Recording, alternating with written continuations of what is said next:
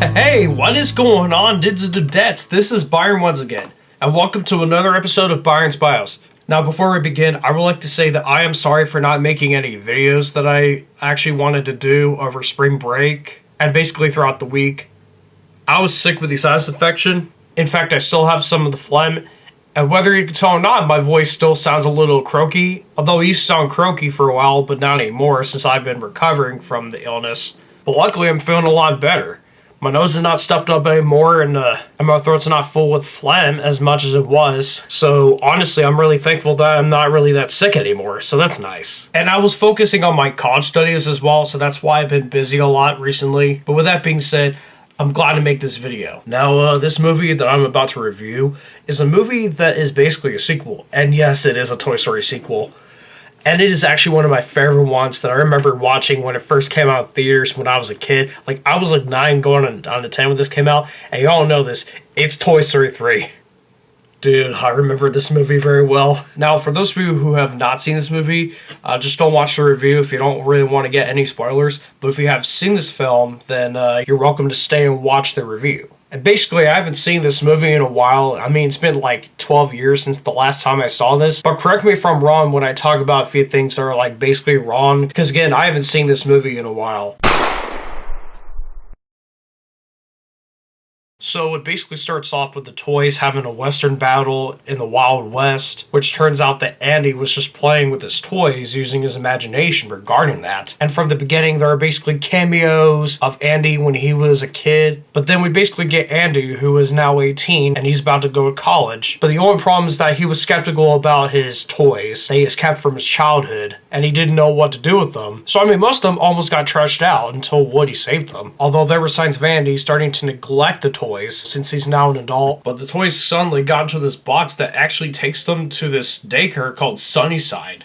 And Andy's mom takes the box to that daycare where Woody, Buzz, Jesse, Bullseye, the aliens, Mr. and Mrs. Potato Head, Slinky Dog, Rex, and Ham, and also Barbie, who was Molly's toy, encounter the new toys that they meet. And they even meet Lotso, who is the leader of the Sunnyside daycare toys, while he's there. And he basically shows the toys how the kids grow up, and how they always stay in the daycare for new generations of children that go to the daycare. And that's how Barbie met Ken in the film, so that is really cool. And I think I was actually introduced to Ken in the film, even though I knew Barbie before. And I mean, everybody was welcomed in Sunnyside. However, Woody was not pleased, and he felt a little off about it. So he basically left Sunnyside, although he was encountered by another kid named Bonnie. And she basically takes Woody with her, where Woody meets the rest of the new toys that are actually a lot nicer. And back at Sunnyside, Buzz, Jesse, and the rest of the toys that are at Sunnyside, they get encountered by a bunch of toddlers that attend the daycare that go ahead and destroy the toys while they're playing.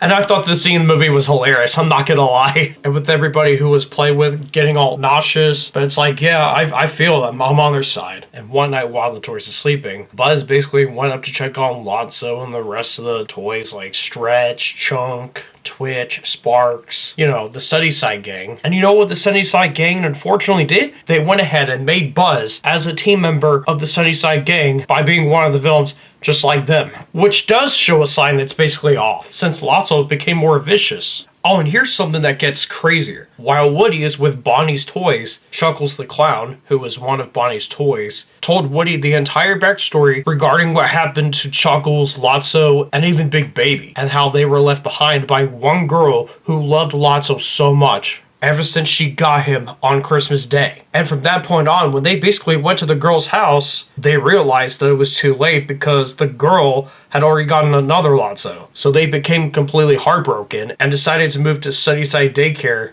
as their new home. And Chuckles decided to break up with Lotso because of what they were going through, which is basically how he got encountered by Bonnie and he became Bonnie's new toy. So I mean, yeah guys, that backstory is just really heartbreaking, to be honest. I'll tell you that for sure. Because of the heartbreaking story that Chuckles told, that was when Woody decided to go back to Sunnyside Daycare and save all his friends from the danger that they're into, based on what he realized. And back at Sunnyside, Buzz, who is now on the demo mode thanks to Lotso and the rest of the Sunnyside gang, and the Sunnyside gang itself, they went ahead and put all the toys into some sort of casket containers, or I mean, not really casket containers, but I think they were basically bucket drawers or something, kind of like a jail for toys, and they got them trapped. And it feels like to me that they were being enslaved by Sunnyside, which is actually cruel. But eventually, Woody comes back to Sunnyside to rescue his whole family, and he comes up with a plan to escape from Sunnyside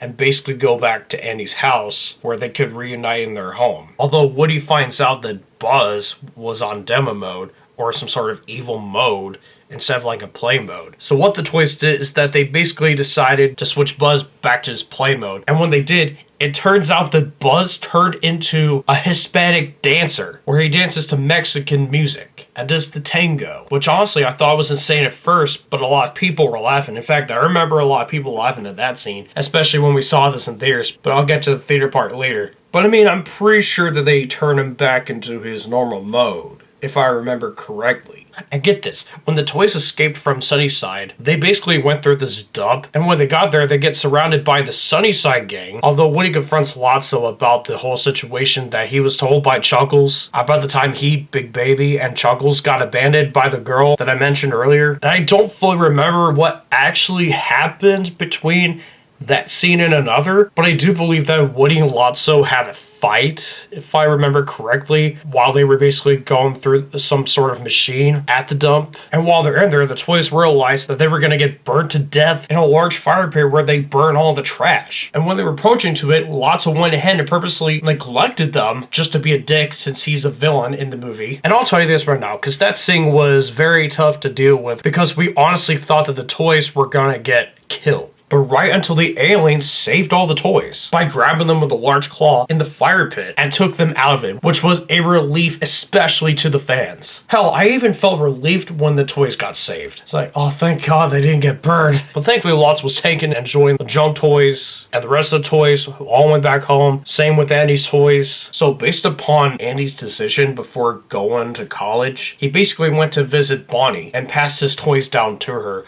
by showing her the toys that he owned and what they are. And while he was there, he was basically having a good time with Bonnie, just reliving his childhood by playing those toys for a little while before he took off. And what he did at the very end, that was when Woody reunited with Bonnie's toys, and the rest of Annie's toys got to meet Bonnie's toys. And that's where it leads these toys to live with a new owner, who happens to be Bonnie, which they're basically happy with the new kid that they live. So yeah, that's basically the plot in the movie.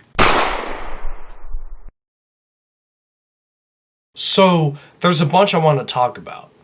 Everything about the sequel was amazing. In my opinion, it is. And I loved everything about it. From how they improved the animation, to the storyline of the film, to the background music that they put in, through the action and the adventure, and through the story that they put in. Even the voice acting was splendid, to characters that are, both likable and unlikable. But most of them are likable, even half the new ones. And that movie even has a good message, like at the end. But I'm not going to talk about it because you'll have to find out if you watch it. Or if you watch scenes of Andy giving away his toys to Bonnie, which I thought was so sweet. But everything else about the movie was just awesome. It blew my mind, especially when I first watched it. It was insanely awesome. So yeah, I was just surprised about how Pixar put a lot of effort in that film, and to make it as good as the rest of the franchise. It was just mind-blowing, Especially when you take a look at it, and you're like, oh wow, Pixar does know how to make good movies.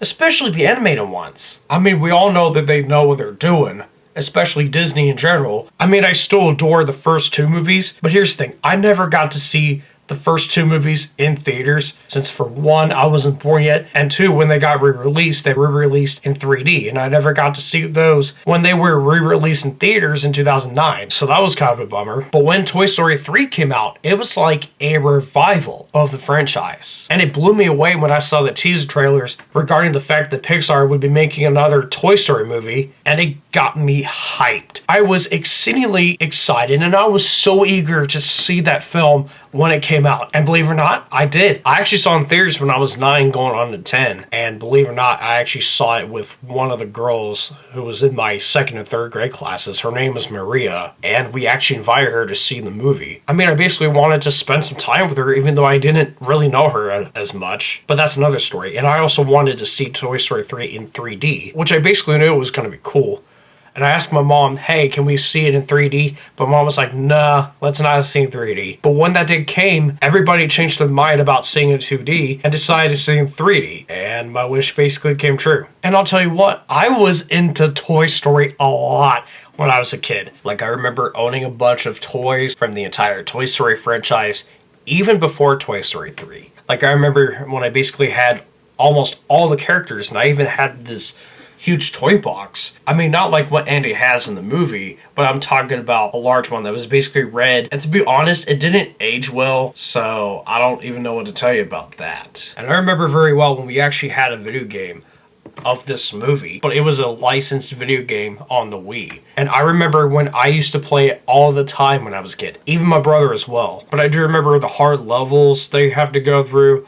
It was kind of painful for me as a kid, but if I play it now, I'm like, you know what, it's just a game, you know, it's like, you know, it's just... But I mean, as for myself, I spent a lot of time playing the game, which clearly shows how much I loved the video game out of a movie like this. But not all of them, basically. I also remember watching this twice at different schools.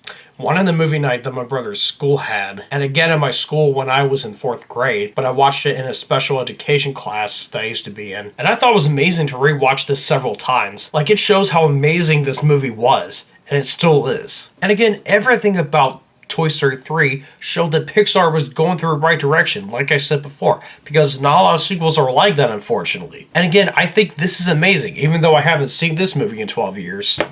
But yeah, I will say that Toy Story 3 is just, you know, one of my favorite sequels.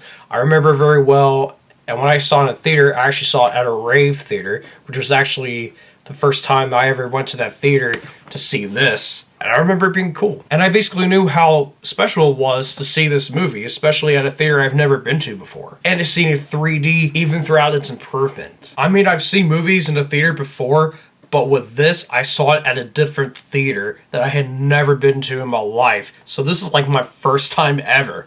And that memory will always have a special place in my heart because I remember it being my #1 favorite movie from 2010.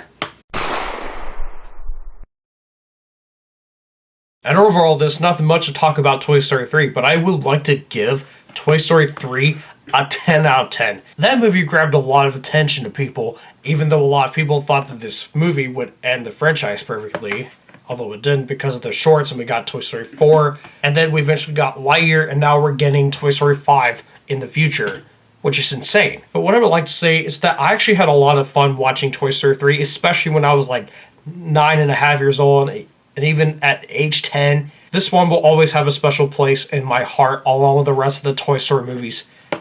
Like, I love it to death. There's nothing else I can say about it. It just is. So yeah, guys, that's all I have. I hope you guys enjoyed this movie review on Toy Story 3 that I did and in my bio series.